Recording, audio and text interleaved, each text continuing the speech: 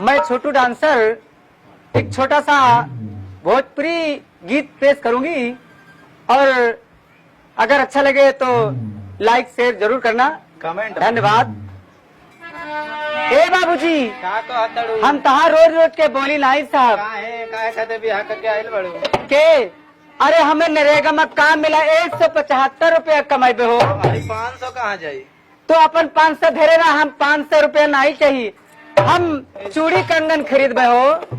सुना हो, अरे नरेगा में काम हम करबई, अरे नरेगा में काम हम करबई, तोहारी राजा बोली ना साहबई, नरेगा में काम हम करबई।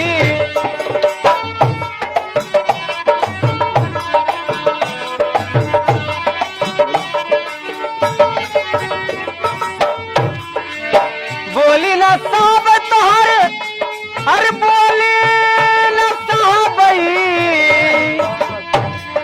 नरेगा में काम हम करबई। ए राजा, अरे नरेगा में काम हम करबई, तोहर राजा बोली ना साहबई, नरेगा में काम हम।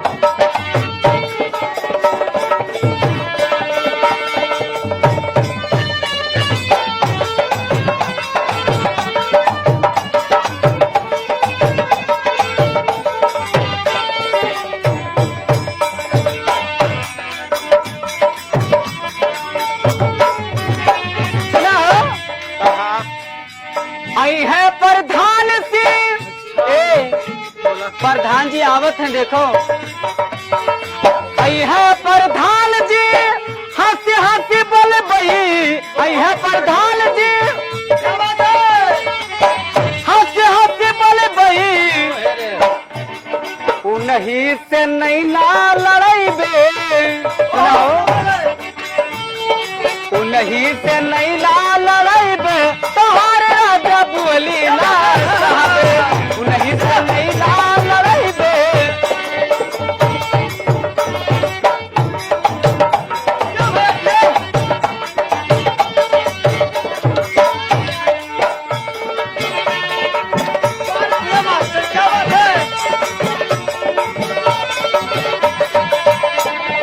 उन्हीं से लैला लैबे हो रजऊ, उन्हीं से नहीं ना लड़ैबे, तोहार राजा बोली ना साहबे, उन्हीं से नहीं ना लड़ैबे।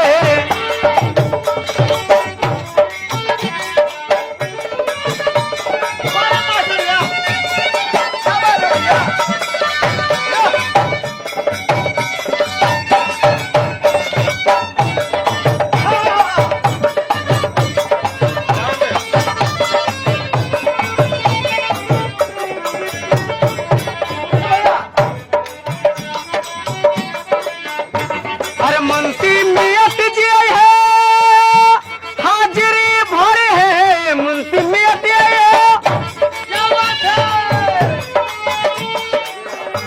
सुनाओ ए, मुंशी मियत है, हाजिरी भरे है, उन्हू से नहीं ना लड़ैबे। आप जाना तहार मामला खत्म हो गए। अरे उन्हू से नहीं ना लड़ैबे, तोहरे राजा बोली ना साहबे, उन्हू से नहीं ना।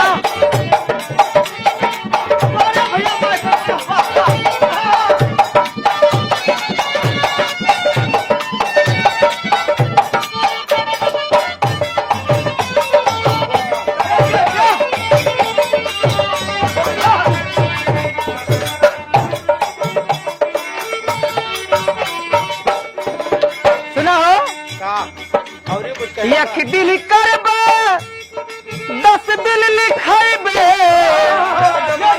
2000 रुपया लेबे एक महीना में। जमाना तो है।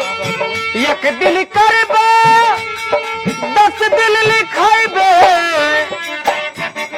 2000 हम लेबे। अरे 2000 हम लेबे, तोहरे राजा बोली ना साहबे,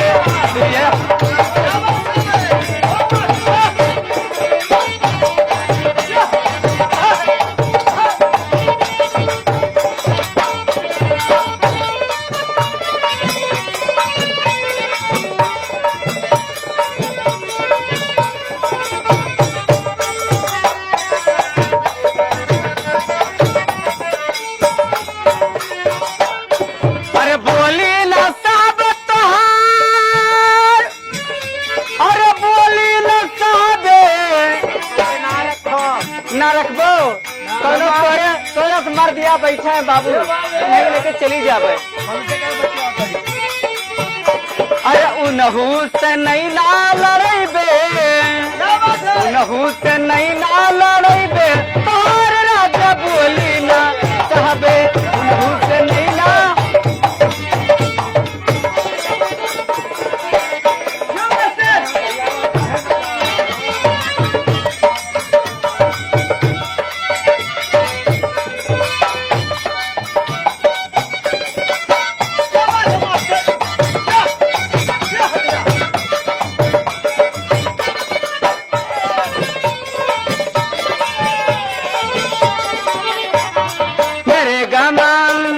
नरेगा में काम हम करब तोहार राजा बोली ना साहब धन्यवाद।